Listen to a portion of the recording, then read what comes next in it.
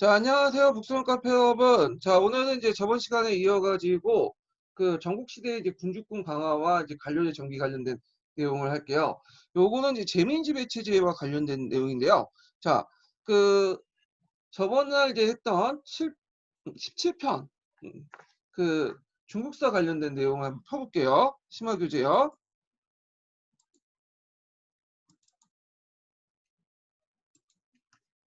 자, 여기 보면 이제 아이고 17편 내용이 있는데요.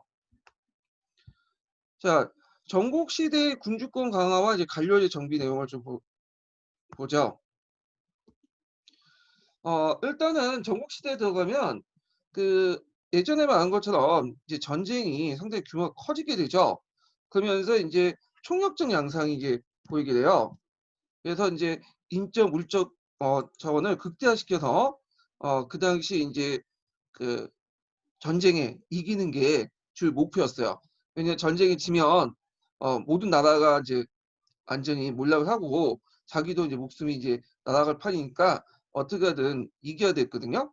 자, 그러기 위해서는 이런 이제 그 총력전을 이제 대응을 하기 위해서 여러 가지 이제 그 과제가 있었어요.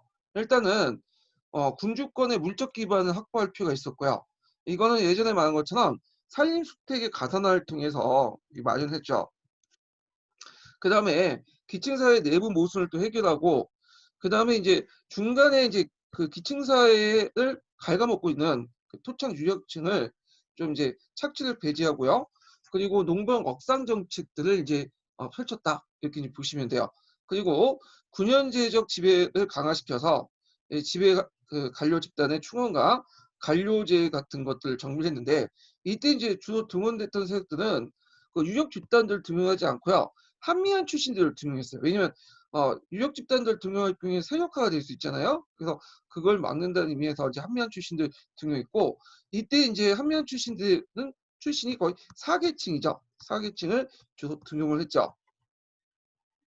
자, 그러면 이렇게 총력전을 대비하기 위해서 이제 군주권을 강화하는데 제일 기반이 됐던 것이 그 물적 기반이죠. 일단 돈이 있어야지 사람을 움직일 수 있잖아요. 그래서 이거 중에 제일 중요한 것이 산림수택이야. 산림수택. 자, 산림수택은 예전에 제사나 군사를 공동으로 하는 시족 공동체의 사냥 장소였어요. 거기에서 이제 사냥한 물품들이나 얻은 물품들을 가지고 이런 곡물이나 군사 자재 같은 걸 충당하고 그랬거든요. 그런데 이 산림수택을 누가 가느냐? 이제 군주가 갖게 돼요. 이걸 산림주택의 그 사유라고 하는데, 자, 그래서 이제 배경을 보면 일단은 이 산림주택에 나온 여러 물자들이 그 당시 상공을 발달되면서 여러 가지 쓰이게 되면서 돈이 된다는 걸 알게 되니까 그 당시 이제 공동체 안에서 공동으로 이용했던 것을 군주가 자기가 이제 그 산림주택 사유화시키죠. 사유재산을 전환해요. 그래서 배타적으로 이용하게 되고요. 이걸 바탕으로 해서 관료제와 군사권을 강화시켜 나가죠. 자, 그래서 이제 이런 걸로 이제 산림주택의 가산화를 통해서 이제 군주의 물적 기반을 마련했다라는 걸 좀 기억을 해두시고요. 그 다음에 이제 아까 얘기했던 총력전을 하려면 이 사람들의 기층사회 모순점을 또 해결할 필요가 있어요. 예, 그래서 기층사회 모순점을 그대로 놔둘 경우에는 많은 인력을 동원할 수도 없죠. 그래서 이런 것들을 이제 해결하는데 하는데 그 중에 제일 중요한 게 기층사회 모순점을 해결하는 게 뭐냐면 당시 사유화가 이제 토지 사유화가 확산되다 보니까 토지를 많이 갖고 있는 사람들이 있는 반면에 토지를 적게 갖고 있는 사람이 있어요. 예. 그러면 이제 국가 입장으로 볼 때는 대토지 소유자가 많은 건 본래 안 좋죠. 그래서 토지가 적당히 있는 사람들이 원해. 있는 사람들이 필요한 거죠. 그래서 그 사람들이 이제 세금도 내고 군대 갈 때, 징병할 때 여러 가지 자기가 필요한 물자들이나 이런 것들을 이제 가지고 올 수가 있어요. 그래서 이런 계층들 자연농민 계층인데 자연농민 계층을 확보할 필요가 있었어. 그래서 그 당시에 용어로서 경전의 민이라고 해요. 이걸요. 그러니까 스스로 경작해서 먹고 사는 백성들이라는 거죠. 그러니까 쉽게 말하면 자연농민 계층이라고 이제 보시면 돼요. 자, 그래서 이제 이런 자연농민 계층의 확보가 상당히 중요한 것이었다라는 걸 좀 기억을 해 두시고요. 자, 그러면 배경은 이제 아까 이제 재산의 사유화를 통해서 읍내부의 계층 분함의 해체, 그리고 일부 이제 인구가 이제 도시로 유입이 됐고요. 그래서 특히 이제 철제 농기구를 보급하더라도 철제 농기구를 많이 가지고 있는 계층이 있는 반면에 그렇지 못한 계층들이 있죠. 자, 그러다 보니까 이제 요런 것도 해결할 필요가 있었어요. 그래서 이제 그들에게 땅을 줘서 개별 가족들에게 이제 땅을 줘 가지고 소농경으로 만드는 방식으로 해서 이런 것을 이제 정착할 필요가 있었죠. 자, 그래서 그 해결 시도로서 전제 개혁을 했다. 토지를 나눠주는 거예요. 땅 없는 사람들에게. 그래서 이 토지를 나눠주는 정책을 수전 정책이라고 해요. 그래서 이 수전 정책은 그 진나뿐만 아니라 여러 나라에서 그 간행을 했거든요. 뒤에 좀 얘기를 하겠지만. 그래서 토지 점유의 불균형을 시정하려고 했다라는 거죠. 예. 그다음에 이제 계층 간의 갈등 외에도 또 안에는 이 공동체 유지라는 것들이 남아 있었어요. 그래서 이 공동체 유지라는 것들이 뭐냐면 예전에 이제 그 어떤 미신적 의례 같은 것도 있거든요.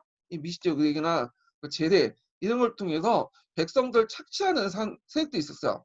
그래서 이들을 뭐냐면 제거할 필요가 있었어.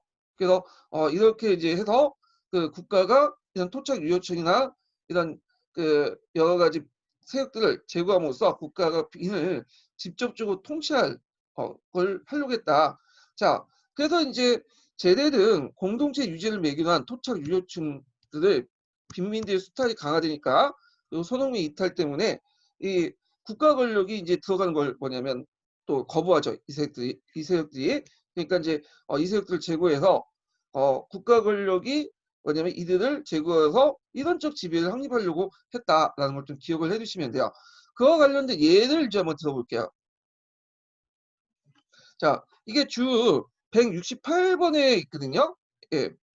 거기 보면 이제 그 이문후라는 사람이 이제 이문후 씨 엄령으로 부인한 서문부라는 사람이 있어요. 이 서문부는 이제 유명한 저수지를 만든 사람으로 또 유명하죠. 그 당시 그 서문부가 목도한 업사에서는 어, 토착 유족층들이 되게 이제 그 중간에 서가지고 백성들 이제 피를 빨아먹고 있었는데 이들이 하는 방법이 뭐냐면 하신에 제사를 지낸다고 이용하면서 백성을 수탈했어요. 그리고 제사 비용을 목록으로 해서 그 당시 많은 금전들이 그 토착 유족층들이 들어가게 되죠. 그리고 이제 아름다운 처녀를 매년마다 희생을 하도록 제물 바치도록 해서 주민들이 도망을 가. 그리고 그 읍내에 이제 인구가 감소되고 생산도 위축되죠. 그러다 보니까 이제 국가 입장에서는 이들 재민들을 자기가 직접 통치를 해갖고 진병이나 그다음 수치를 해야 되는데 이들이 이 중간에 토착 유효증 때문에 도망가고 하니까 국가 입장으로 별로 안 좋죠. 그래서 그 당시 그 서울프는 이들을 이제 깔끔하게 제거를 해버렸죠. 그래서 이 토착 유효층을 제거하면서 국가 권력이 기층사회에 침투하도록 이렇게 만들었다. 이렇게 좀 기억을 해주시면 되고요. 요거와 관련된 일화가 관련된 사료가 그 사료 있는 아시아사에도 있어요. 예, 그래서 사료 있는 아시아사에 관련된 내용을 한번 찾아보세요. 그 다음에 이제 기층사의 문제점 중에 하나가 뭐냐면 소농의 재생산 구조가 불안전하다는 거. 그래서 철제 농기구가 특정 계층에게 평균적으로 보급되어 있었고요. 농업기술의 악후성, 수리 관계 시설이 겨져 고가가 등락되는 등 이런 이유로 이제 만성적인 적자 파산, 그 고리대 유전, 많은 민들이 노예로 전락하고 도시로 유입하게 되죠. 그러다 보니까 이제 소농을 키우려고 하는 국가 입장으로는 별로 안 좋은 거죠. 자, 그래서 이런 문제를 해결할 필요가 있었다는 거죠. 그 다음에 이제 자기를 보조해 줄 수 있는 군주 권력을 보조해 줄 수 있는 이제 관료 집단들이 필요했는데요. 자, 이때 이제 관료 집단들은 주로 누굴 이제 등용했냐면 사출신들을 주로 등용했다는 거죠.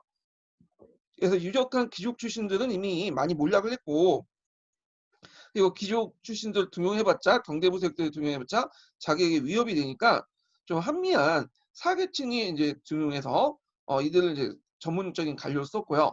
그리고 이제 이 결과 이제 사계층의 신분 상승 욕공이나 요구나 관료 예비군들이 증가해요. 그래서 이제 수많은 학단들이 증가되는데 이걸 이제 훗날 제자백가라고 하죠. 제자백가. 그래서 이 제자백가가 이제 사상이 형성된 것은 그 당시에 이제 군주들이 다양한 인재를 등용하려는 이런 정책 때문이다. 이렇게 이제 기억을 해주시면 될 것 같아요. 그 다음에 이제 여기에서 좀 눈여겨볼 게 뭐냐면 객경이라는 사람들인데 이 객경은 이제 주 171번에 있어요. 잠깐 볼게요. 자, 인재를 등용할 때 자국인뿐만 아니라 외국인도 많이 등용했어요. 그거는 이제 우리가 대표적인 알고 있는 상황이라는 사람도 있죠. 상황도 원래 진나라 출신이 아니야. 이 사람이 원래 위나라 출신이거든요. 예. 그래서 능력만 있으면 자국인뿐만 아니라 외국인도 등용했다. 이걸 좀 기억을 해주시면 될 것 같아요. 이들 객경이라고 하는데 자국 내 인재에 국한되지 않고 타국 출신의 유능한 인재를 적극적으로 초빙해 객경으로 발탁한 군주를 보좌하게 했는데 그래서 이제 또한 자국에서 견제받던 경대부 출신들도 타국에 이주해 적극적으로 출세에 나섰다. 그래서 이제 전국 국가 중에 진나라가 객경을 많이 모셔왔어요. 그게 거의 90%야. 그래서 우리가 알고 있는 상황이라든지 그 다음에 이사라든지 뭐 한비자라든지 다 중원에 있는 사람들이죠. 그 사람들 모셔다가 브레인 역할을 썼죠. 예. 자, 그래서 이제 관료 집단 관련된 내용이 있고요. 그 다음 뒤에 넘어가서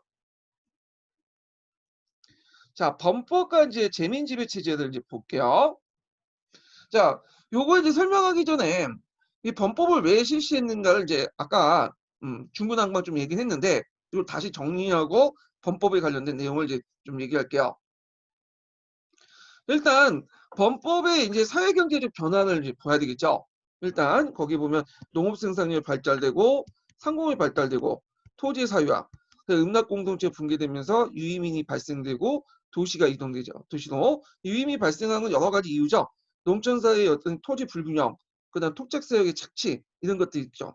그다음에 이 시대는 또 정치적으로 하극상이 일어나서 세경가 세력들이 이제 확대 커지고 정복 전쟁이 행해지고 이제 멸국 친형이 치연이 했던 데죠.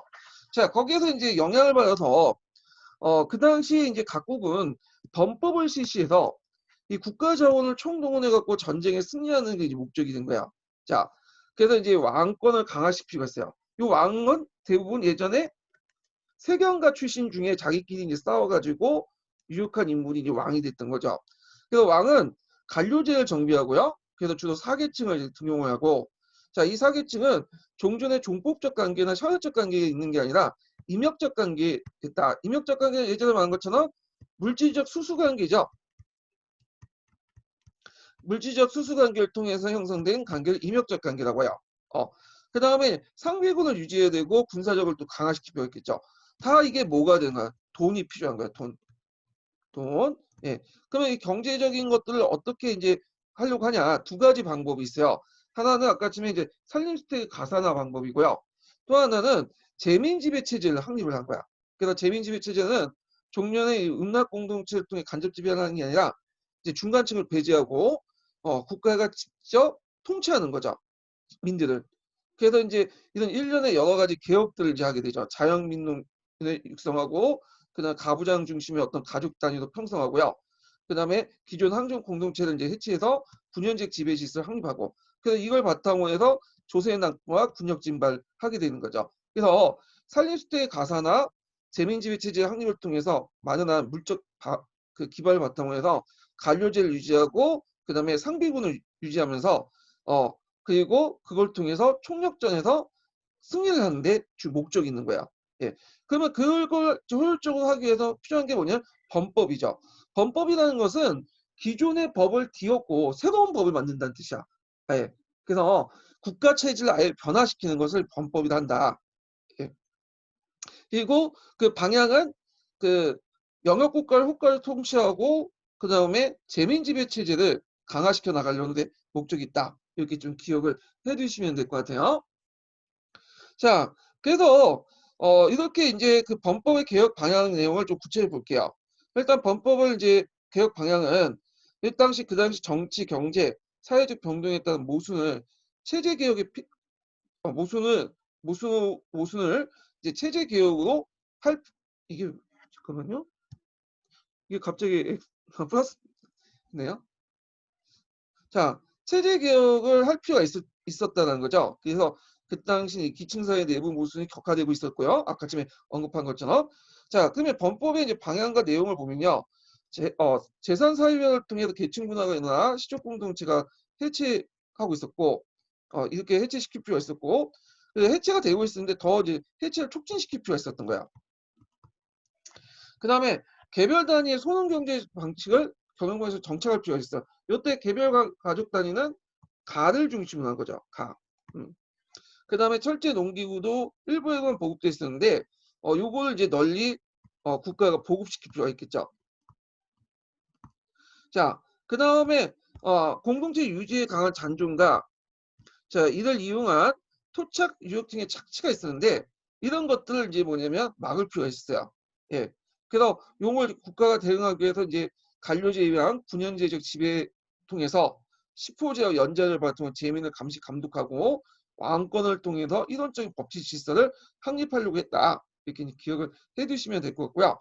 자, 그래서 이제 요 내용들 이제 쭉 있는데 이거는 각자 보시고요. 그럼 재민지배 체제로 넘어갈게요.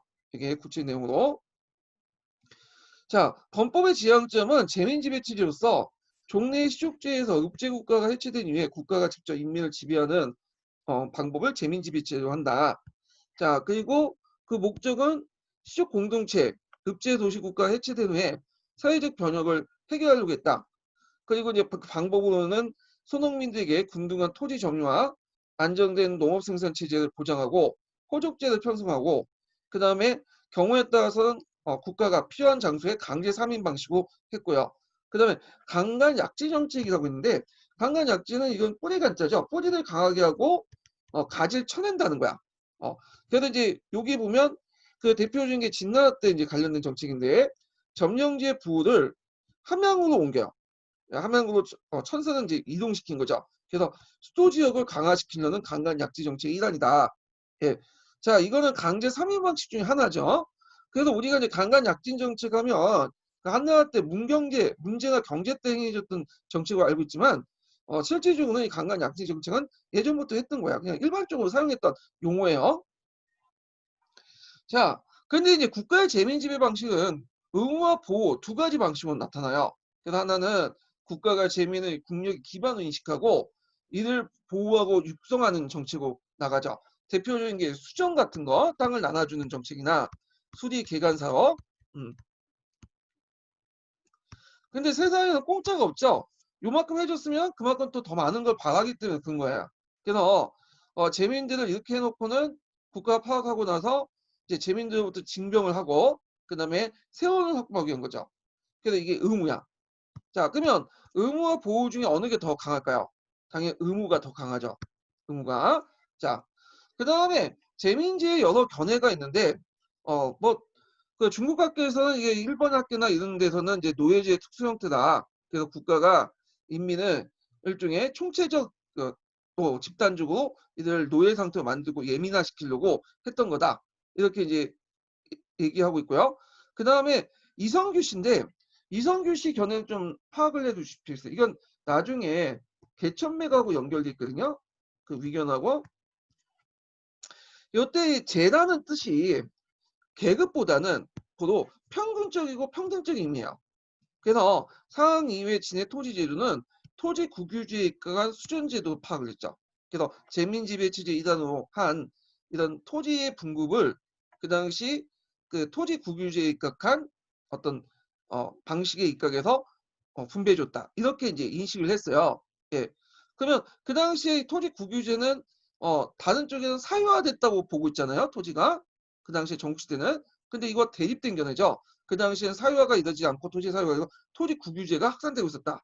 그래서 이제 당시 이제 두 가지 견해, 개천맥을 둘러싼 대립된 견해를 쓰라고 할 때 토지 국유제와 사유제 이렇게 써야지 답을 맞게 해줬다고 그러더라고요. 이건 뒤에 좀 더 얘기할게요. 개천맥 관련돼서. 그래서 그 개천맥 관련된 토지 제도와 관련돼 갖고 이렇게 이해를 해주시면 될 거야. 근데 이성규 씨의 그런 견해는 학계의 그냥 소수 견해예요. 근데 때마침 그때 이제 03년도인데 이성규 제자가 들어와서 문제를 내는 바람에 이상하게 이제 뭐 사유와 공유, 국유와 사유 이런 식으로 답이 이제 됐어요. 자,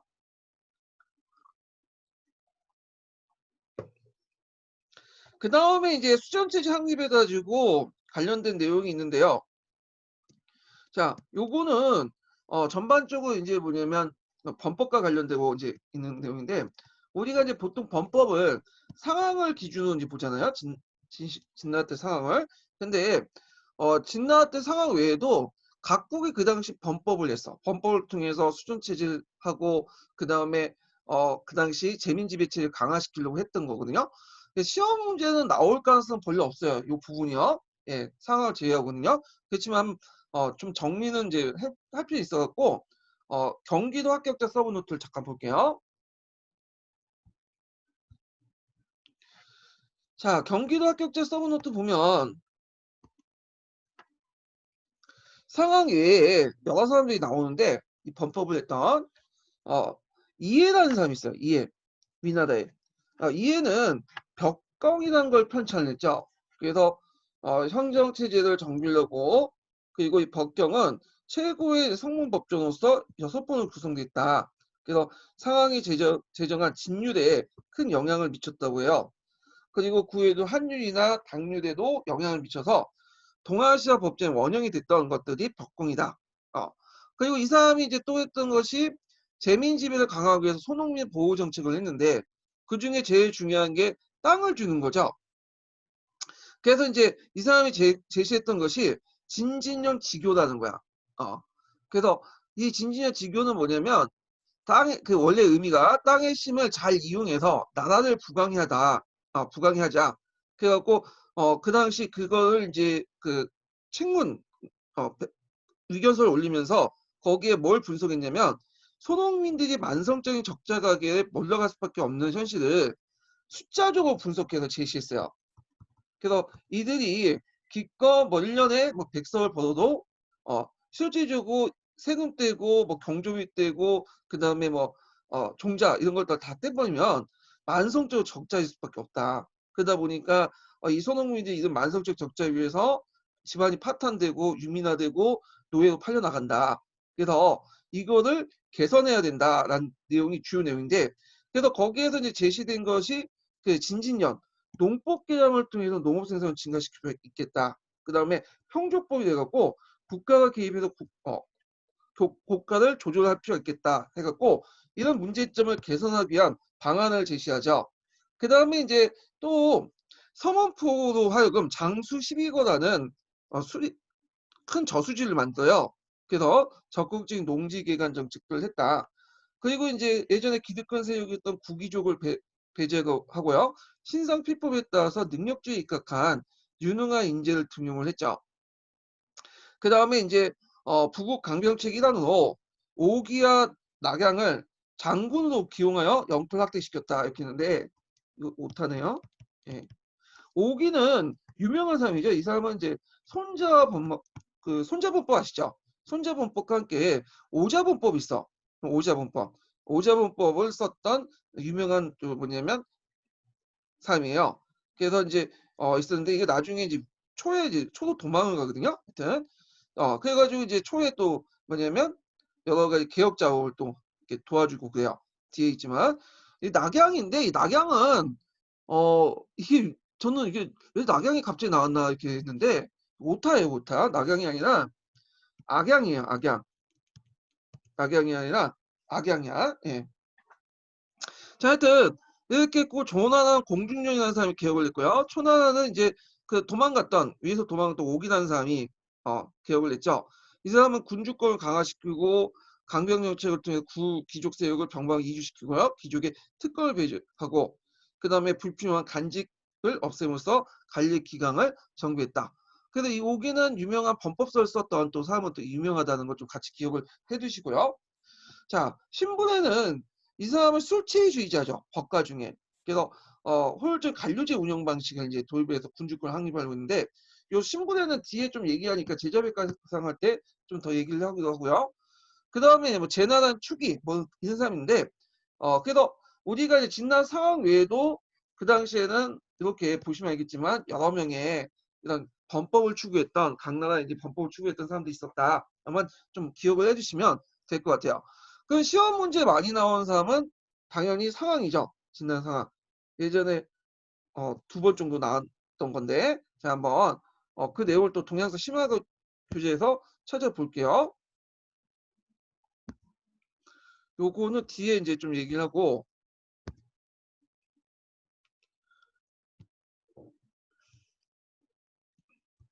자, 상황은 원래 진나라 사람이 아니에요. 그래서 이 진나라 사람이 아니고 원래 위나라 사람이죠. 그래서 이 사람들 외국에 초빙된 외국인 초빙해서 이제 사람이기 때문에 객경이라고 부르는데, 자, 이 사람이 와가지고 이제 법과를 바탕으로 한 범법을 이제 추진을 했죠. 그래서 이제 그 목적은 다른 재민 지배 체제와 똑같아. 그래서 구귀족 세력을 일수하고 관료 체제를 확립하고 그다음 재민 지배 체제를 확립하려고 한다. 아, 그래서 크게 1차 범법과 2차 범법이 있는데 1차 범법은 뭐냐면 종전의 음락 공동체, 시족 공동체 사회가 이제 점점 사회 경제적 배경을 통해서 무너졌어요. 그래서 그걸 확실하게 이제 없애는 작업이야. 예, 1차 범법은. 그다음에 2차 범법은 뭐냐면 없앴으면 뭐요? 새로운 질서를 만들어야겠죠. 그래서 군연제적 어떤 질서 이런 것들을 만드는 작업이 필요하잖아요. 2차 개혁은 그런 측면에서 이제 보시면 돼요. 그래서 1차 범법과 2차 범법 이렇게 나누어져 있고 그 1차 범법과 2차 범법 나누는 그 시점은 수도를 함양으로 천도할 걸 계기로 삼죠. 함양 오늘날 장안 부근이에요.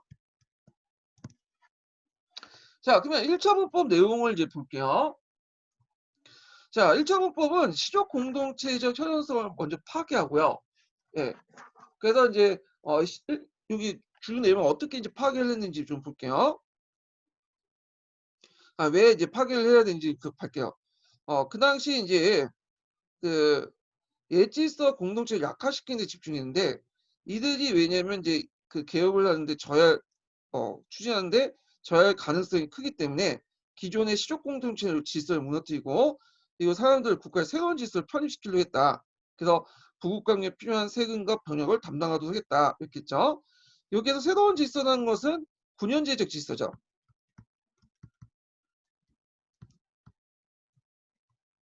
그래서 군연제적 질서를 마련하기 위해서 이렇게 예전에 음락공동체, 시족공동체 질서를 파괴할 필요가 있겠죠. 그리고 주대 종법 질서를 부정하고 호적을 작성하고요. 국민들을 파악하기 위해서. 그 다음에 분가 정책을 하게 돼요. 그래서 거기 이제 보시면 상황은 이제 한 집안에 성인 남자 2명이 이상 있을 때는 분가시켜서 농가에 종사시켜 분가하지 않으면 조세를 배로 부과하는 정책들 했죠. 자, 그다음에서 이제 한 집안에 세금을 거둘 때 이제 많이 모여 있는 것을 있으면 성인 남자 여러 명 있으면 많이 거둘 수 없잖아요. 그러니까 분가를 시켜서 개별 호당 이렇게 세금을 징수하려는 정책들을 한 것 같아요. 그다음에 15제를 통해서 연장을 시켰다. 이거 뭐냐면 이제 서로 감시해가지고 죄를 지으면 뭐예요?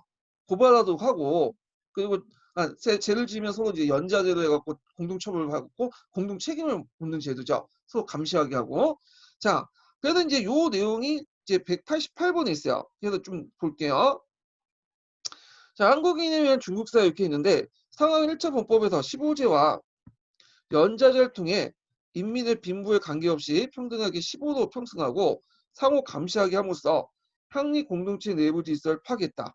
15제라는 것은 백성을 5집, 10집을 단위로 서로 조세, 납박, 병역 등에 있어서 공동의 의무를 이제 지우는 제도인데, 만약에 한 집안이 이제 제대로 안 하고 하면 연대 책임을 해갖고 같이 내고 도망갈 수 없게 만든 거죠. 자, 그 다음에 연자재단 범죄가 발생할 때 15일 단위로 모두 같이 처벌함으로써 15년의 사후 강행시를 강화시키는 제도죠. 그래서 이론의 15도 평선의 헌현간에 15도 평선대 헌현간에는 유대보다는 염자를 면하기 위한 감시의 눈이 뻗어졌다. 왜냐 한 명만 잘못해도 다 이제 뭐 공동 처벌받으니까 서로 감시를 하는 그런 제도죠. 그래서 한층 공동체 간의 어떤 끈끈한 정 이런 거 다 파괴시키려고 했던 거야.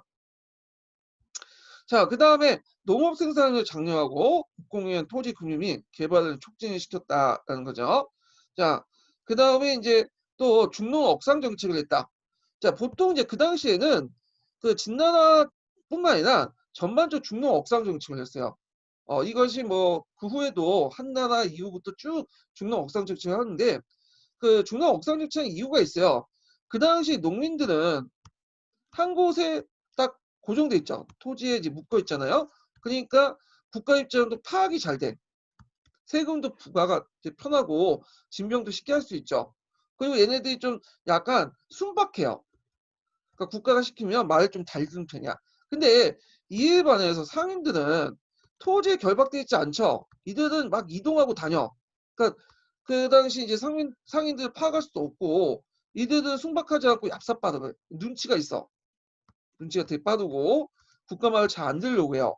그러니까 그런 입장에 볼 때는 안정적이고 국가의 어떤 수많은 농민들을 많이 양성하고 상인들 억제할 필요가 있겠죠. 그래서 전형적인 중농 억상 정책을 했던 거예요. 그 다음에 국공 수작제를 했다. 그래갖고 군공이라는 건 군공 수작제를 했는데 군공이라는 것은 어, 군사적 공헌에 따라서 작을 줬다는 거죠. 작을. 그 20등급을 나눠서 작을 줬는데 예전에 작이라는 것은 일종 귀족만 받을 수 있는 거야. 근데 이때부터는 작이라는 것은 귀족 외에도 이제 평민들도 능력에 따라서 작을 받게 되고 그 작에 따라서 이제 자기가 가질 수 있는 이제 큰 집안 물품이라든지 그 다음에 집안의 크기, 거주할 수 있는 공간 이런 걸 다 정했죠. 그래서 이제 이런 식으로 분류했다는 거죠. 자, 그러면 한번 구체적인 내용을 볼게요. 자, 동양사 계동에 있는 내용인데요. 자, 국공에 따라서 자기들 수요하는 국공 수작제를 실시함으로써 전공에 따라 평민도 자기를 얻을 수 있는 반면에 귀족이나 국공이 없으면 자기를 몰수당했다. 자, 따라서 모든 백성은 자기에 따라 전택이라든지 의복 같은 계층의 차별을 두고 국가의 공로자로 우대받았다. 그 다음에 이제 어, 뒤에 있는 것이 이제 아타르사 중국사 잠깐만 이게 국공 수작제 그 아타르사 중국사에 있는 내용인데 요거는 한번 앞부분만 좀 읽어볼게요. 자, 20등작으로 상급, 중급, 하급으로 나눠져. 하급은 일반 병사민인 서민들에게 주어지고 중급 이상은 작은 장교 및 그 지휘관에 주어졌는데 중급 이상의 작은 수습 1급을 얻는 자는 그러니까 머리수죠. 예, 거기에서 이제 머리를 잘라갖고 얻는 자는 작 1급을 주었다. 그리고 의복이나 주택, 토지, 소유고 이게 소유가 아니라 소유가 그 국공작의 등급에 따라서 규정되었다. 그래서 종시라도 국공이 없으면 신분이 취소되었으며 부자도 사치할 수 없었다. 이 내용이 있어요. 이 중국 서설이네요. 예. 자, 하여튼 요 내용이 있다는 걸 좀 기억을 해주시면 되고요. 자, 그 다음에 이제 2차 범법 보죠. 2차 범법은 함양으로 이제 뭐냐면 천도하는 계기를 하죠. 함양은 오늘날 서안, 시안, 요 예전 장안이라고 불렸던 것이죠. 그래서 군주권 강화와 중앙집권 체제가 확립 목적이에요. 그러니까 1차 범법은 기존의 질서를 파괴한 방면에 2차 범법은 그 질서에 새로운 질서를 만드는 거죠. 파괴된 질서 외에. 자, 그래서 이제 분가 정책에 관해서 5인 가족이면 무조건 다 분가를 하도록 이렇게 명령했어요. 그래서 기존의 이제 분가 정책보다 더 강화시켜놨고, 그다음 동양혈통이라고 풍습과 습성 같은 잘못된 풍습과 습성을 폐지시키고요. 그리고 소도 항업 예전에 이제 기존의 항촌 공동체 중심의 이제 이런 것을 없애고 천을 설치하고요. 거리의 관리를 파괴해서 군연제적 지배 질서를 확립했다. 그런데 상당히 의미가 있죠. 자, 요거 한번 읽어볼게요. 전국의 성읍과 총락을 합쳐서 31원을 설치하고 현마다 현령을 뒀다. 그죠? 그리고 아테네스 중국사에서 보면 전국의 군현을 나누고 중앙에 임명한 관리를 파견하여 중앙 집권을 가능하게 했다. 그리고 분산되어 있었던 칠학을 개편해서 현석에 가깝게 집권시켰다. 그러니까 한 곳에 집중시켜서 그 왜냐면 백성들 감시하는 그런 체제를 만들었다. 이렇게 이제 보시면 되겠죠. 그리고 이제 1년에 이제 부세나 토지제도 개혁으로 국가가 직접 인민을 지배하는 재민지배체를 강화시켜놨는데 그 중에 하나가 이제 토지개혁인 천맥제도예요. 그래서 이 천맥제에 관련된 대입된 의견을 물어본 적이 있어요. 예, 요거는 뒤에 이제 좀 잠깐 설명할게요. 그러면 다른 나라도 범법을 했지만 이 범법하는 도중에 기득권의 반발에 부닥쳐서 거의 대부분 실패했는데 진나라는 상대적으로 올 때 범법이 상당히 성공적이었고 그리고 이걸 바탕으로 나중에 진시황이 통일할 수 있었잖아요.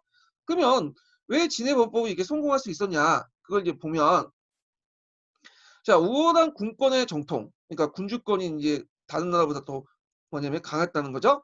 그래서 왕권은 신호부터 얘가 받았다는 왕권 신수 신앙과 청년 운수관의 모습이 국권의 국권 천의 근거를 뒀다는 거.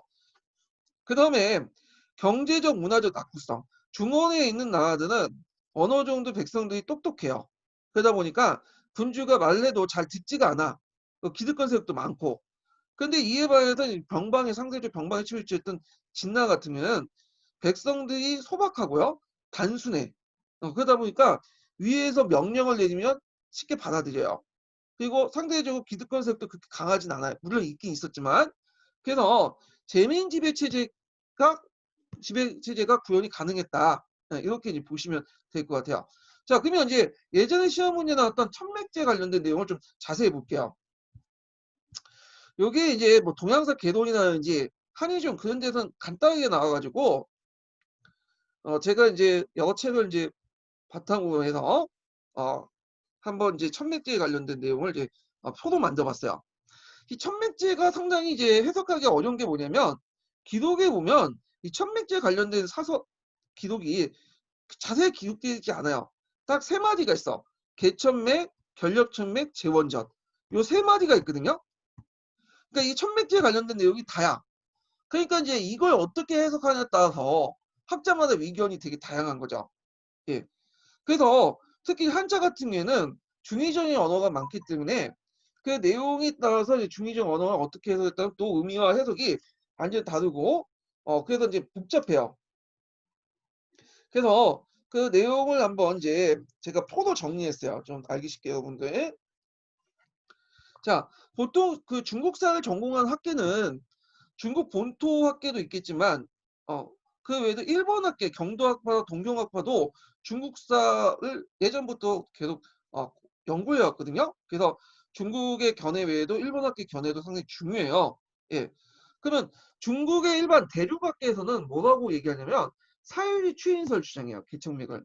근데 이에 반해 일본의 일반적인 견해는 토지 분급수를 얘기하는데 대개 통설은 이 토지 분급수예요. 그러면 중국에서 주장하는 그 사회 추인설은 뭐냐 하면 이걸 이제 알려면 사회 경제적 배경을 인식을 해야 되는데 일단 중국에서는 춘추 시대부터 토지의 사유화가 진행됐다고 보죠. 아까 얘기했지만 이제 철기 농기구가 보급되기 시작한 거, 널리 보급된 것을 춘추 시대에 보죠. 그러니까 이제 예전에 조법, 그러니까 정전제가 붕괴됐고요. 조나라 이제 서주 시대 때 정전제가 붕괴됐고 그래서 전국시대 범법은 이미 이제 사유지가 됐어. 근데 약간의 그 잔재들이 남아있잖아요. 이런 전전제 잔재들. 그래서 전전제 잔재를 제거하고 토지의 사유를 촉진하기 위해서 한 거다. 그래서 국가는 기존에 이미 사유지가 된 것을 인정해주고 그 예전에 춘추시대부터 상당히 이제 파괴되기 시작한 나머지 전전제 잔재를 아예 깔끔하게 없애기 위한 그런 작업이다. 라는 거죠. 그래서 이때 이제 개천맥 개를 제거하다라고 봐요. 그래서 이제 어떻게 해석하냐면 형식적으로 정전에 남아있는 것을 제거하고 그리고 실질적으로 토지 소유제를 인정을 했다. 이런 걸로 이제 해석을 하죠. 그래서 이제 노예제사에서 뭐 봉건제사에도 전환을 했다. 이렇게 이제 얘기를 하고 있어요. 그래서 기존의 정전을 깔끔하게 제거하고 그 기준선을 제거하고 원래 가지고 있는 지금 가지고 있는 걸 국가가 사유지를 추인해 줬다. 뭐 이렇게 사유지 추인설이 있고요. 토지 분급설은 중국처럼 사회 경제적인 어떤 배경과 관련이 없어요. 그리고 이제 그 뭐 전국 시대에 이제 일반화됐으니까 토지의 사유화도 이제 전국 시대에 관련돼서 이미 했고 춘추 시대가 아니라 그래서 정전의 붕괴도 춘추 시대가 아니라 이렇게 볼까요? 전국 시대에 들어와서 했다. 그리고 이제 요게 개의 의미는 설치하다 개로 개천매할 때 개. 그래서 이거는 그 당시 사유지가 없는 빈곤한 농민들에게 항무지를 할당을 시켜준 거야. 그리고 나서 농민이 어느 정도 개가 나오면 이거 사유지화 시켰다. 어 그래서 토지 사유에 입각한 군분이다. 그래서 이걸 통해서 수전체제를 통해 재민지배 체제를 강화시키려고 했다. 그래서 개천맥 이렇게 이제 보고 있죠. 예, 그래서 요때 천맥이라는 거는 요때 이제 그 천맥을 설치하다는 뜻이잖아요. 어, 땅을 나눠주고 이렇게 구획을 해줬다는 거예요. 예, 구획을. 그래서 이 천맥은 구획을 해줬다는 의미에서 천맥을 해석하고 그 다음에 여기에 땅에서 이제 백성들에게 그 구획에 따라서 자기 토지를 개간한 다음에 사유지에 시켰다 이렇게 이제 보면 되는데 자 그러면 이제 요거에 대해서 이제 한번 이제 또 읽어볼게요. 거기 주 178번 볼게요. 자, 제2차 범법에서 청맥 개설 문제다. 천맥이라는 것은 농지 사이에 종회고 달린 큰 길을 말하는데 중국에서는 개천맥이 정정제 이래 존재했던 전제 도로 관계다. 어, 이걸 파괴하고 제거하다는 거죠. 제거하는 의미로서 보아서 정통적 교대를 계승하여 이것이 정정의 특정한 귀족계획의 세습적 토지 영유제를 폐지하고 자유매매를 특징하는 지주적 토지 소유제와 지주에게 유리한 부세제를 창설하면서 농민의 생산 의욕을 향상시키는 데 시행됐던 것으로 노예제에서 봉건제에서 일대 전환을 보는 게 일반적이다. 그래서 정정제는 이미 그 정정제는 이미 이제 춘추시대 때 없어졌고 전국시대에 그걸 잔재가 남았는데 그것을 말끔히 없애줌으로써 종조의 사유지를 인정함으로써 추인해주면서 어, 토지 매매라든지 그 농민들의 생산 의욕을 고치기로 했다. 이런 견해고요. 근데 일본 학계는 다르게 봐요. 자, 일본 학계에서는 일반적 그것은 중대 사회 변형을 보지 않을 뿐이 아니라 뭐 어떤 큰 의미를 이제 뭐 노예제다 뭐 이렇게 이제 봉건제 넘어가는 그런 어떤 계기로 보는 게 아니라 그냥 그 자체로 봐. 제도 자체로. 그러니까 개천맥은 새로운 천맥 개선. 그러니까 농지를 할 때 구획을 해야 되잖아요. 그래서 동서남북으로 분할하는 도로 설치해서 이때 설치 기자죠. 농민에게 일정 면적을 할당하는 새로운 견해를 창설을 본다는 점에서 거의 일치하다. 그래서 농민들에게 땅을 나눠주고 거기에 구획을 정해주고 거기에 자기 땅을 이제 맞게 구획을 정해주고 개간시키면 사유지화 시켜주는. 그래서 이건 토지 분급설이죠. 예, 이렇게 두 가지 견해가 있어요. 근데 이 사회주의 최인서가 토지 분급설이 이제 대개 학계 이제 견해인데 그 뜬금없이 공유주의설을 주장하는 사람이 있어요. 이성규라는 분인데 이 사람은 기존의 학계를 인정하면서 춘추 전국시대 토지 사유화를 다 부정해. 이건 잘못된 견해다. 오히려 토지 사유화가 아니라 국유로 봐야 된다 주장해요. 그 당시에는 토지가 국유화됐다. 그래서 이제 이 계층명을 어떻게 이제 해석하냐면 이 사람은 나눌 계자 해석해요. 그래서 이 사람은 이제 결렬천맥이라는 말과 계층맥을 서로 연결시켜 갖고 이때 이제 결렬천맥은 뭘로 이제 해석을 하냐면 결력을 이제 뭐냐면 그 일경으로 해석해요. 일경의 면적으로. 예, 일경의 면적으로 해석해서 일경을 천맥한다. 그러니까 나누다는 거야. 얘네들은. 그리고 다시 개천맥은 나누고 나서 다시 일경을 농민들에게 또 나눈다는 거야. 그러니까 일경을 먼저 나누고 큰 구획을 짓고 그다음에 일경을 다시 농민들에게 다시 나눠준다는 거야. 요때 나눠준다는 것은 소유권을 주는 게 아니에요. 소유권을 주는 게 아니라 경작권을 준 거야. 군전제처럼. 예. 그래서 국가가 토지 소유권을 가지고 있는 전제하에 일정한 토지를 분배해 주는데 이때 이제는 경작권, 용인권을 사용하도록 하는 거죠. 자, 그래서 이 이성규 씨의 공유지설은 종전의 학계 일본 학계 주장하는 재민지배 체제라든지 그다음에 일본 학계, 중국 학계 통상적으로 생각하는 토지 사유화를 부정하는 거야 그 당시에. 그래서 그 당시에는 공유지, 국유지에 바탕으로 한 것들이다. 그래서 이걸 이제 국유와 사유 또는 공유와 사유 이렇게 답을 쓰셔야 돼요. 예. 그래서 이 이승규 씨 제자가 적었기 때문에 이걸 이제 그렇게 답을 썼거든요. 저도 이걸 03년도인데 제가 그때 문제를 어떻게 썼냐, 답을 어떻게 썼냐면 통상적으로 우리 알고 있는 사회주의인서가 토지 분급서 썼어. 대입 견해 써나가니까. 근데 답을 열어보니까 공유와 사유 이런 식으로 답이 어, 돼 있더라고요. 그래도 이거 좀 아직 안 맞지만 뭐 출제자가 그렇다고 하니까 일단은 뭐 답은 다 나눴어요. 여기요. 근데 다음에 이제 만약에 이런 유형의 문제가 나왔다면 그 제자 이성규 씨 제자가 아니라 다른 사람이 들어갔으면 분명히 사회주의인설과 토지 분급설을 뭐냐면 입장에서 좀 얘기를 할 수가 있어요. 그러니까 요 두 개 관점도 같이 알아두셔야 돼요. 예. 그래서 이 관점이 여러 가지 경우에는 한 관점이 뭐냐면 냈다고 해서 그 관점만 낸 게 아니라 어차피 출제 교수들은 바뀌어지니까 다른 관점에 들어가는 교수들이 와 가지고 문제를 낼 수도 있는 거 아니야. 그러니까 다양한 관점들을 좀 파악할 필요가 있는데 최근에 뭐 그렇게 관점으로 보는 거는 없는데 요번에 뭐 노예제에 관련돼 갖고 좀 대입된 관점 중에 그 당시 피부색 관련돼서 문제 나왔기 때문에 자 그래서 말씀드린 거예요. 자 그다음에 인제 요거와 관련된 근거가 인제 여기 제가 줄을 쳐 놨어요. 제가 이 논문을 인제 바탕으로 해 가지고 뭐냐면 썼거든요. 예 기억을 해 두시고요. 자 그다음에 이제 마지막으로 재원전이라는 게 있어요, 재원전. 재원전은 뭐냐면 두 가지 견해가 있어요. 뭐 중요한 건 아닌데 요 제자의 의미를 제거하다라는 뜻이야. 이렇게 해석하는 견해로 원전을 제거한다는 거야. 그래서 원전이라는 건 후경지라고 이제 해석해요. 그래서 후경지를 제거한 거다. 그래서 이 당시 후한 논법을 완전 폐지해 연작 상정이 가능했다라는 거죠. 연작 상정이 가능하니까 후경지를 제거했다라는 의미로 해석하는 것도 있고 두 번째 선언은 뭐냐면 한나라 시대 대전법이라는 게 있었어요. 대전법도 후경을 전제로 하는 거거든요. 근데 아직 그 전대에 뭐냐면 진나라 때 전국시대 진나라 때 과연 후한 논법이 아예 없어졌느냐. 오히려 재원전은 후한을 고려해서 이거 농민들의 어떤 배려 차원에서 소농민의 안정적인 배려 차원에서 재원전을 만든 거다. 이건 오히려 후한농법 때 설정한 토지다. 후경지다. 이렇게 이제 얘기를 하고 있어요.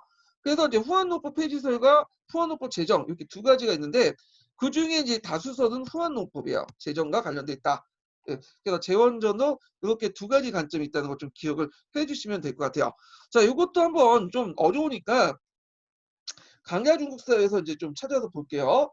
예, 강자중국사를 다 읽을 필요는 없는데 필요한 부분들은 이제 발췌독해 갖고 보실 필요는 있어요. 요즘 하도 문제가 어렵게 나오다 보니까 예. 자, 여기 보면 이제 원전 180이요. 원전에 대한 정통시대 그 해석은 역전설, 후경농법을 토대로 한 후경 폐지설과 그의 제정설에 압증시킬 수 있다. 그러니까 후경농법 폐지설과 후경농법을 고려한 그 토지를 이렇게 압축시킬 수 있다. 예, 두 가지로 압축시킬 수 있다는 거죠. 폐지설, 그다음 오히려 후한농법을 고려한 제정설 이렇게 이제 볼 수 있는데 여기에서 전자에 의하면 후경농법 폐지설에 의하면 아까 재원전을 제지의 원전, 폐지를 원전을 폐지한다는 뜻이죠. 그래서 원전제는 은주적인 공동체 규제의 정기한지 농경법에 의해서 전국 이후에 연일 방식으로 의해서 개별 강족의 가족 고정 점유 개별 경영 형태로 전환됐기 때문에 이전의 가독이 공동소유 후경을 위한 역전제 개별 경영 형태로 출현된 것이며 이 가독이적 단계를 폐지한 것이 상하의 재원전이다. 쉽게 말하면 예전에 은주 공동체 시대 때 공유주로서 이렇게 후경록법을 뒀는데 후경을 뒀는데 연일작 방식 그러니까 이제 상경 방식 연작 상경 방식이 되면서 개별 가족 중심으로 이제 뭐냐면 사유지 되면서 이게 필요 없게 된 거야. 후경록법에 의한 것들이 그래서 폐지됐다. 근데 이제 이게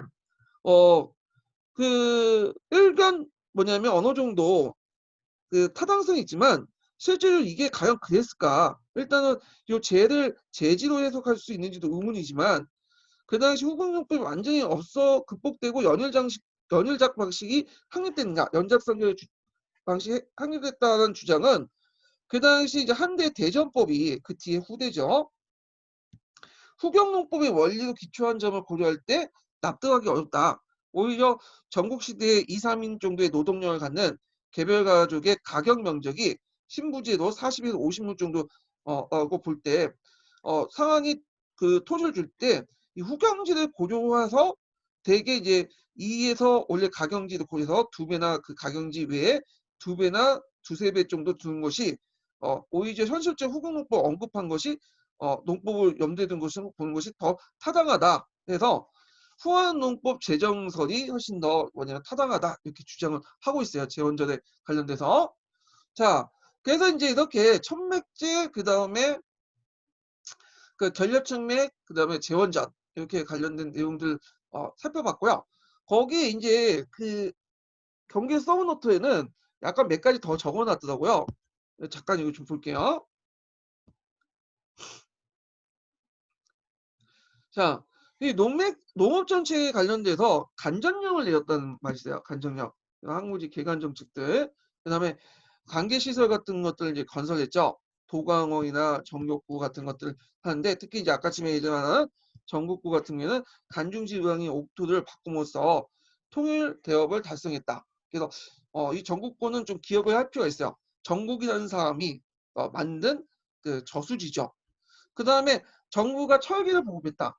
아까 이제 그 재미지배 체제의 제일 걸림돌이 뭐냐면 철기가 특정 계층에게만 보급됐다고 했죠. 그래서 이 철기를 간형수공을 통해서 대량으로 보급을 했었어요. 예. 그래서 이제 농민들이 농사를 짓도록 이렇게 만들었던 거죠. 생산량을 올리고. 자, 그래서 이제 이렇게 해서 어제 상황의 범법과 관련된 내용들을 이제 끝마쳤고요. 자, 뒤에 넘어가서 이제 제자백과사상을 이제 볼게요. 제자백과사상. 이 제자백과사상 보기 전에 제가 서포트진 인증번호를 좀 알려드릴게요. 51번이에요. 51번. 적으셨죠? 자, 그러면 이제 제자백과사상 넣은데 제자백과사상 하기 전에 잠깐만요. 기출 좀 약간 풀어보고 좀 넘어갈게요. 지금까지 했던 주제별 기출문제를 풀어보고 제자백과사상 넘어가기로 하죠. 자, 중국의 역대 수도를 이제 볼게요. 요거는 어디에 또 넣을지 몰라가지고 그냥 제일 먼저 넣었거든요. 근데 이제 예전에 한번 시험 문제 나왔기 때문에 이거 풀고 그 다음에 춘추 전국시대 관련된 문제 풀죠.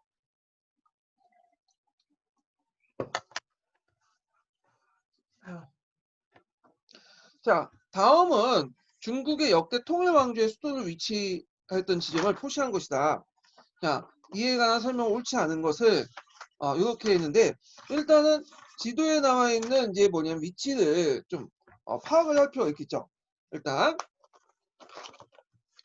자, 여기 보면 A라는 곳이 있는데 A는 간중 지역이에요. 간중 지역.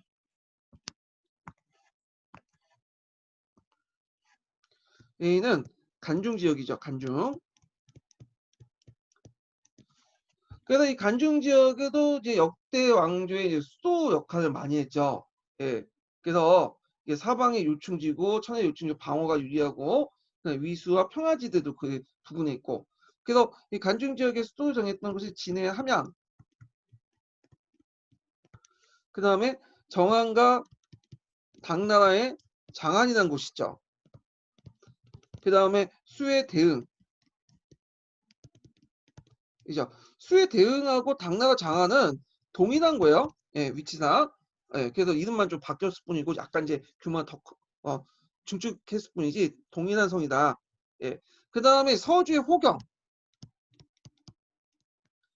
여기 이제 간중 지역에 집중되는 거예요. 진해 함양, 전안과 당의 장안, 수의 대응, 서주 호경. 오늘날 어딜까요? 시안, 서안이죠. 서안 부근에 있는 수도였다. 그 다음에 이제 B는 이제 어디 지역이냐? 예전에 이제 중원이라고 불렸던 것이죠. 중원.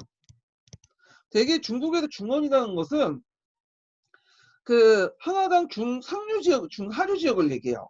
중원 지역을. 그래서 허난성, 상시성, 상동성 일대, 동남부 일대를 이제 얘기하는데 이 중원의 중심지가 어디냐면 문화의 중심지는 낙양이 있어요. 낙양.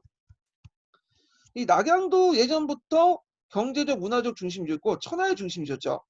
그래서 낙양을 정복을 해야지만 천하를 얻을 수 있다. 뭐 이런 말들이 있어요. 그 낙양도 아까 언급하는 그 간중 지역 버금가는 수도로서 이제 기능을 많이 했는데요. 요게 이제 수도를 정했던 나라가 어떤 나라냐? 자, 동주가 있고요. 그 다음에 후안도 여기 낙양의 수도를 정했죠. 그 다음에 이제 서진도 남양의 수도를 정했어요. 그 다음에 북이 이렇게 있죠. 위는 이제 삼국지 위를 말하는 거고요. 자, 그래서 이제 이렇게 있고, 그 다음에 이제 요번에 이제 나왔던 것이 이제 서진에 이제 관련돼 갖고 낙양 관련된 내용이 나왔죠. 그 다음에 이제 A, B, C가 뭐죠? C. C는 어디냐면 카이퐁이야. 카이퐁. 카이퐁. 예. 그래서 개봉이라고 하죠. 한자를 적으면. 개봉, 변경 이렇게 이제 얘기했는데 요 카이퐁은 언제 쓰였냐면 북송 때 쓰였어요. 북송 때. 그리고 그전에 5대 때 주요 이제 국가들 수도였고, 예, 요 카이퐁이 왜 부각이 됐냐면 여기가 운하의 중심지야. 예, 운하의 중심지. 그래서 카이퐁이 부각이 됐다. 아니 경제적 위치가 상당히 좋죠. 그 다음에 이제 D를 보는데 D는 이제 양쯔강 이남에 있죠. 여기 하류에 있는 건데 여기는 난경이라고 하죠. 또 난징이라고 하죠. 자, 그래서 이 난경을 수도했던 나라가 이제 일종의 남조의 여러 국가들 있죠. 남조나 동진 이런 나라인데 이때는 이제 난징이라고 부르지 않고 건업이라고 불렸어요. 여기를요. 그 다음에 이제 초기 명나라 수도가 여기 있었죠. 명의 수도가 이렇게 있었고 그 다음에 요 북쪽에 보면 이 보시죠. 이는 이제 어디냐면 요걸 이제 그 오늘날 베이징 북경이죠. 북경. 북경은 금나라가 수도였고요. 그 다음에 원나라 때도 대도라고의 수도였고 명나라 때도 수도였고 청나라 때도 수도였어요. 그리고 이제 전국시대 때 연나라죠. 연나라 수도였어요. 그래서 이게 뭐냐면 또 영경이라고 해요. 영경. 북경을요. 그래서 우리가 연행사라는 말 자주 봤죠. 그 당시 이제 그 북경에 가는 사절단 연행사라고 하잖아요. 그럼 뭐냐면 영경에 가는 사절단이라는 거예요. 왜냐면 북경의 예전에 별칭이 영경이기 때문에 그런 거예요. 자, 그래서 이렇게 이제 중국의 역대 왕조 수도의 위치들을 좀 한번 정리를 해봤고 관련된 문제를 풀어볼게요. 자, 고대 A를 수도로 했던 거, 간중 지역이죠. 수도로 정한 것은 방어상의 필요에 따라서 지역적 근거에 중시하기 때문이다. 예, 맞죠. 요때 방어상을 필요한 것이 그 앞에 뭐가 있죠? 위수 분지가 있죠. 위수. 여기 위수가 있잖아요. 항하강 쪽에 이제 있는 그 뭐랄까요? 항하강 쪽으로 나온 이제 뭐냐 색강인데 위수라는 게 있어요. 위수. 자, 그 다음에 비일대가 천하의 중심, 중원이죠. 여기에 중원이라는 의식은 통일 이후에도 수도 성장에 상당히 영향을 줬죠. 낙양 지역을 얘기한 거고. 그 다음에 시대 수도한 정한 수도 정한 왕조. 이 수시는 어디예요? 요거는 북송이죠. 북송. 자, 북송 때부터는 경제적 성진 지역의 수도 배후지로 삼았다. 근데 이거는 좀 약간 맞는 것 같지만 틀려요. 왜냐면 북송 다음에 남송은 그 항저우의 수도를 정했잖아요. 항저우도 경제적 중심지야. 근데 그 후에 이제 원명청은 경제적 중심과 상관없이 북경에다 정했어. 북경. 이 북경은 주변에 삭막하기 때문에 경제적인 어떤 발달한 것도 없어요. 근데 여기 정했어. 근데 이제 여러 가지 이유가 있지만 일종의 정치적 이유죠. 왜냐면 이제 그 명나라가 이제 천도한 이후에서 볼 수 있듯이 북경으로 그 당시 너무 남경에 남쪽에 강남에 이렇게 그 수도를 줄 경우에는 이 강북 지역이 소외를 당할 수 있잖아요. 그런 측면도 있어요. 그래서 항상 북경의 수도를 정했던 원명청은 뭘 제일 중요한 관심사였냐면 이거 북경이 있으면 이 주변에 뭐 생산력이 없잖아. 북경은 100만이 넘는 소비 도시거든요. 생산 도시가 아니야. 그러면 그들이 먹고 이제 관료들이나 거기에 있는 군인들, 일반 사람들을 먹여 살릴 수 있는 물자들이나 이런 것들 필요하잖아요. 그것을 어디에 끌어들이면 이쪽 강남 지역에 끌어들여야 돼. 그래서 뭘 끌어들여? 운하. 예. 운하를 통해서 이렇게 끌어들이는 거야. 그러다 보니까 이 원명청 때 황제들은 이 북경을 수도 정하고 나서 이 운하망을 어떻게든 구축을 하는데 상당히 신경을 많이 썼어요. 예. 요 부분은 나중에 좀 얘기를 할게요. 그 다음에 디데스토도 정하는 왕조가 그래서 이를 천도한 데는 전변 및 적극적인 대외 정책의 전환이 원인으로 작용했다. 그래서 요게 이제 디를 수를 정했던 나라가 초기 때 어디지? 명나라죠. 근데 이도 옮겼어. 언제? 영락제 때. 그럼 영락제 때 왜 옮겼어요? 이거는 그 당시 정난의 병 같은 전변이나 그 다음에 또 영락제가 뒤에 있는 타타르나 오이라 같은 차이도 있죠. 근데 강남에 있는 남경에 있을 경우에는 이게 전초 기준으로 삼을 수가 없어. 그러다 보니까 효율적인 북방 개척 이런 것들 이제 를 하기 위해서 또 옮겼던 거죠. 그래서 북경 천도의 이유를 물어보는데 요게 좀 이따 몇 년도에 또 나왔어요. 14년인가 15년도에. 예. 그래서 이제 요 관련된 것들 좀 보시면 될 것 같고요. 자, 그다음 이가 수도로서 기능을 발휘한 데는 대운하를 통한 수온의 중요한 역할을 했다. 예. 그래서 요 이라는 곳이 이제 그 뭐냐면 북경이죠. 예. 그래서 북경은 소비 도시라고 했죠. 근데 북경은 소비 도시인데 그 북경의 소비 도시를 이제 어 먹여 살리려면 이 강남의 물자가 필요했던 거예요. 그 강남의 물자를 대운하를 통해서 이렇게 옮겼던 거죠. 그래 갖고 인제 예를 들어서 이제 아까 영락제가 수도로 옮길 때 강남의 그 대운하, 강남에서 이제 북경 가는 대운하들 정비를 했어요. 뭐 해통하라든지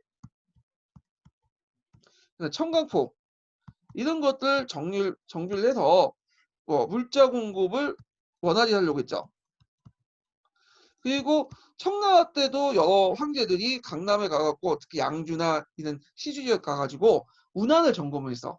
왜냐면 거기가 이제 북경과는 젖줄 역할을 하는 거고 쿠베라이카도 대도를 만들 때 또 운하를 정비했죠.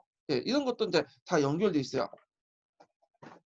그래서 답이 이제 여기 보면 옳지 않은 거니까 3번이 되겠죠? 3번이. 자, 그러면 춘추 전국시대 또 관련된 문제를 또 풀어보죠.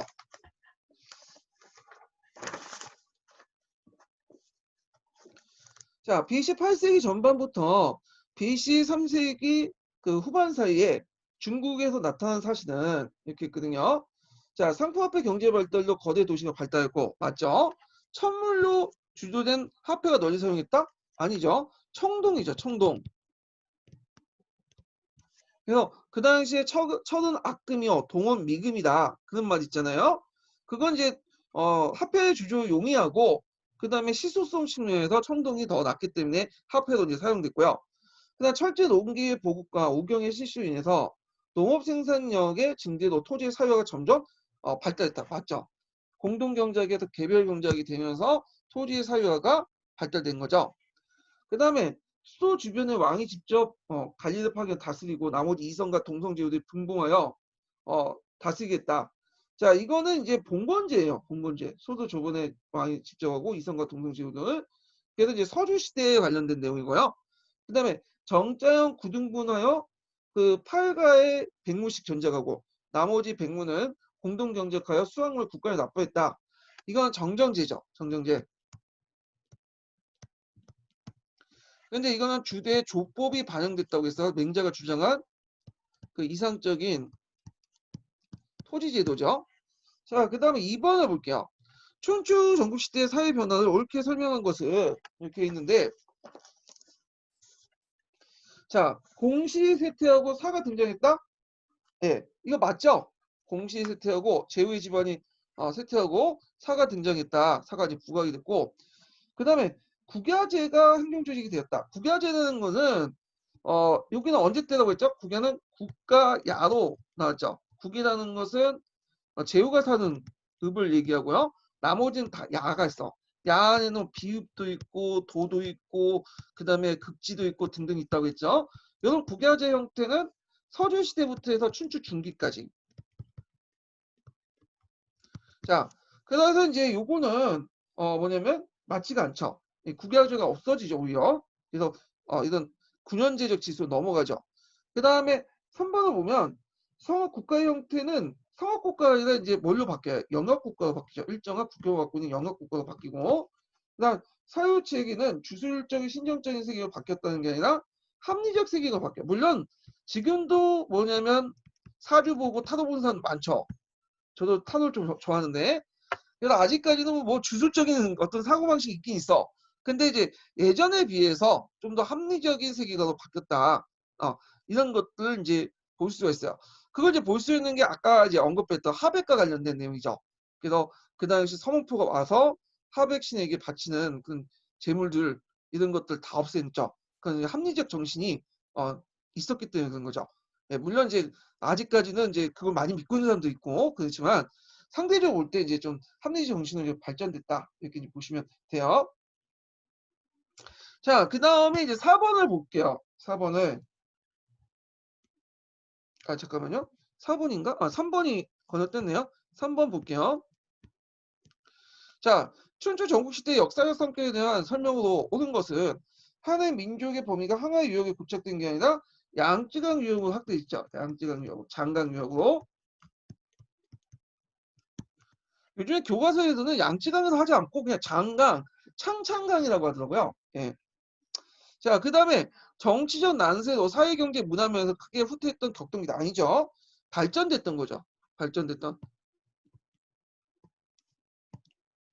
오히려 발전됐어. 정치적으로 혼란했을지도 몰라도 이런 사회, 경제, 문화적으로 상당히 발전된 시기였다. 그 다음에 사회와 경제, 문화 면에서 통일되고 형성의 재편성이 이루어졌고요. 3번 맞죠? 그 다음에 서주시대의 시족 공동체가 붕괴되고 읍제국가 체제가 확립됐다? 아니죠. 읍제국가 체제가 뭐냐면 국가제죠. 이 원래 시족 공동체하고 읍제국가는 서로 연결돼 있어요. 자, 그래서 이제 영합국가적 모습으로 발전된 거죠. 자, 여기에서 이제 볼 수 있듯이 이제 춘추 전국시대 사회 경제 변화상이 관련되고 예전에 기출문이 나왔기 때문에 몇 개 쓰라고 나올 수도 있으니까 좀 기억을 해주시고. 자, 4번을 볼게요. 자, 다음은 춘추 시대 때에서 전국시대의 변화 과정을 나타내는 형상을 설명하고 있다. 빈칸 가와 나를 채우고 이러한 변화에 초래하게 된 원인을 가에 초점에 맞춰서 두 가지 쓰시오. 이렇게 했거든요. 자, 여기 보면 위의 문호는 이해를, 초의 동항은 오기를, 한의 소호는 신부애를, 그 다음 진의 호공은 사항들을 각각 등용해서 범법을 실시하면서 부국관계를 이루고자 했다. 그래서 각국은 대규모 관계시설을 건설하여 치수공사를 벌이고 항구지를 개간하고 수전에 위한 토지를 대장으로 확보했다. 자, 이렇게 조성된 개간지역은 새로 읍이 건설되어 요때 읍은 리죠. 리가 건설됐어요.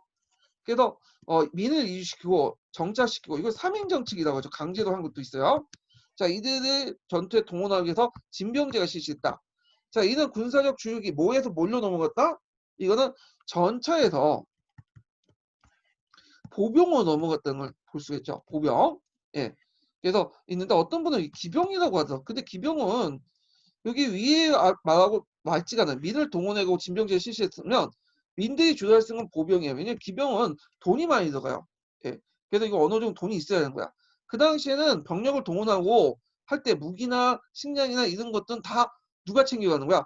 그 사람들이 동원된 사람들이 챙겨가는 거. 국가가 안 줘요 지금 그 당시에는. 그러니까 어느 정도 자기 수준에 맞는 부장을 해야 돼. 그러니까 대부분 민들은 기병이 아니라 보병으로 무장돼 있겠죠. 그래서 가는 일단 전차, 그 다음에 보병. 그럼 이런 변화가 초래한 원인을 가해 초점을 맞춰 해라. 자, 일단은 전차인데 전차에 초점을 맞추면 일단 보병이 전차보다 우월하다는 걸 이제 관련돼 갖고 보시면 될 거야. 보병을 기준으로 해서 전차 문제점을 쓰시면 되겠죠. 일단 늪지라든지 산지라든지 이런 강 같은 지형에서는 전차가 불리해. 근데 이에 반해 보병은 상당히 뭐냐면 좋죠. 그래서 이런 데는 기동성이 저하된다. 그래서 보병이 더 쓸 수밖에 없고, 두 번째 장기전에 따른 악천후. 전투에 상당히 비효율적이다는 거 전차전이. 거기에다 또 세 번째는 보병은 공성전 할 수 있죠. 근데 공성전 성을 공격할 수 없어. 공성전 같은 것들 못 한다는 거야. 예. 자, 그래서 이런 것들을 이제 뭐냐면 쓰시면 돼요. 이렇게. 자, 그래서 이제 춘추 전국시대 때 군사의 변화가 나왔으니까 또 한번 나올 수가 있으니까 좀 기억을 해두시고요. 다음에 밑주신 부분과 관련해서 전국시대 국가들이 이룩하고자 한 정책 목표를 당시 농촌 경제와 관련된 두 가지 쓰시오. 자, 춘추시대에서 전국시대에 변화하는 과정에서 위를 비롯한 각국은 범법을 실시함으로써 부국강병을 이루고자 했다. 위나라 때 서문포의 장수 12거와 진앙정 때 전국구 같은 대규모 관계시설들을 건설해서 시소공사를 벌이면서 개간하고 수전을 위한 토지를 대량으로 확보했다. 자, 이렇게 조성된 개간지역에서는 새로운 읍을 건설하고 민을 이주 정착시키고 이들에게 일률적으로 파악함으로써 국내 체제를 안정시키고 군주권을 강화시켰다. 이렇게 했는데 요거 약간 앞에 있는 내용과 비슷하죠. 그건 왜냐면 요거는 전공 관련된 문제고요. 전공 역사. 지금은 이제 안 뽑지만 예전에 공상학 과목이 있었어요. 공상. 공통사회라고 역사, 지리, 일사를 이렇게 합쳐가지고 이제 뽑는 과목이 있었어요. 공사가 훨씬 많이 뽑았거든요. 그래서 북서울 카페가 원래 역사 카페였어요. 역사 카페였고 했는데 1사 지휘분들이 이렇게 들어온 게 요 공사 때문에 들어왔어요. GD 1사 관련된 자료를 좀 많이 올려놨거든요. 그분들 위해서 올려놓은 건 아니고 역사분 중에 공사를 전환하신 분들이 많아가지고 제가 다른 카페에서 GD 1사 자료를 많이 퍼왔는데 그 퍼온 자료가 너무 많아가지고 그거 보고 GD 1사과 분들이 들어와갖고 거기에 눌려 앉게 된 거예요.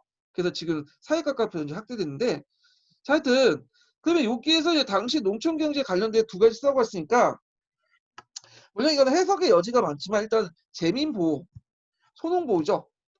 재민보호 이런 정책을 통해서 수전하고 개간 사업을 통해서 소농민을 안정시키는 거죠. 재민보호, 소농민 안정. 그다음에 토지 사유화가 확대되는데 토지의 또 불균형 현상도 있었죠. 그래서 땅을 나눠주면서 토지의 불균형을 해소할 수 있다. 그래서 이런 내용들 이제 쓰시면 될 것 같아요. 자, 그래서 이건 재미보호와 그 다음에 토지의 불균형 해소, 예, 이런 것들 이제 쓰시면 되고 뒤에 넘어가서 6번을 볼게요. 자, 6번은 상황의 범법과 관련된 내용이야. 상황과 범법.